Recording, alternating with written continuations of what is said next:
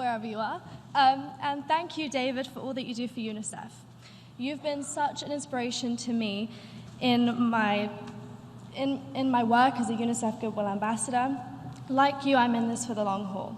In 2016, when I was 12 years old, I took part in the UNICEF 70th anniversary celebrations here at the UN.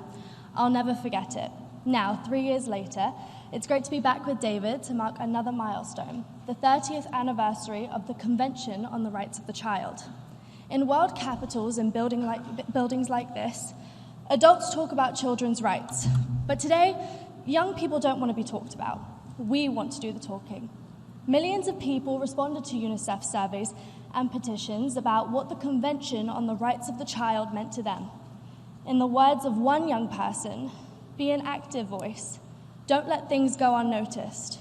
So today, I want to talk about an issue that is very personal to me, something that so often goes unnoticed but causes real suffering: bullying. Like David, I've been very lucky in my life. I take nothing for granted. But I also know what it feels like to be vulnerable. At school, I was bullied by a group of students. I remember feeling helpless. School used to be a safe place, and now I was scared to go. I didn't know who I could trust or who I could turn to. Like millions of other girls around the world, I've also been bullied and harassed online. It's a terrifying feeling to look at your phone and see that messages that people are sending you are filled with anger, hate, and even threats. So many of these are strangers and anonymous trolls on the internet. And like all bullies, they gain their power by taking power away from others, by making them feel scared and helpless as I did. I was lucky. With the help of my friends, family, and people around me, I was able to overcome these negative feelings and take my power back. But millions of children aren't so lucky. They're still struggling in the darkness, wrestling with fear, with insecurity. Bullying and online threats are never harmless, never just words. It puts children's mental health at risk. It causes stress, and in the most extreme cases and in areas around the world where conflict and violence are daily threats, it can lead to self-harm, sickness, and even suicide. Today at UNICEF, I talk a lot about kindness, about how we can shape positive environments in schools, and how we can support each other online.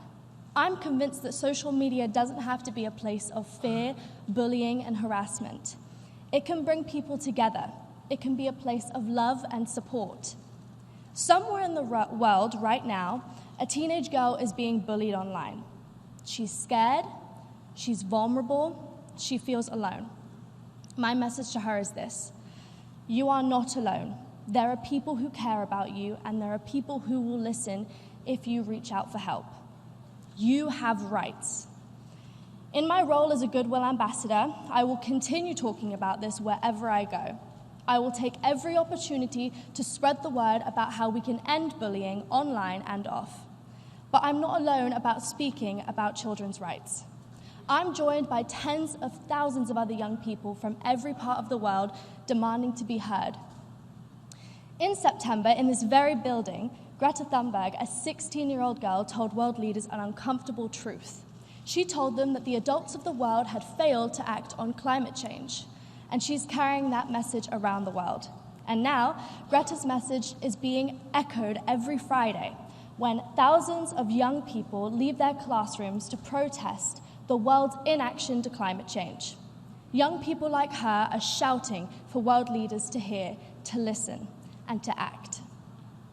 Every one of you here today can be the loudspeaker that turns our voices into real change, into policies, programs, laws, and investments that keep children safe, that make our world a better, healthier, stronger place for all.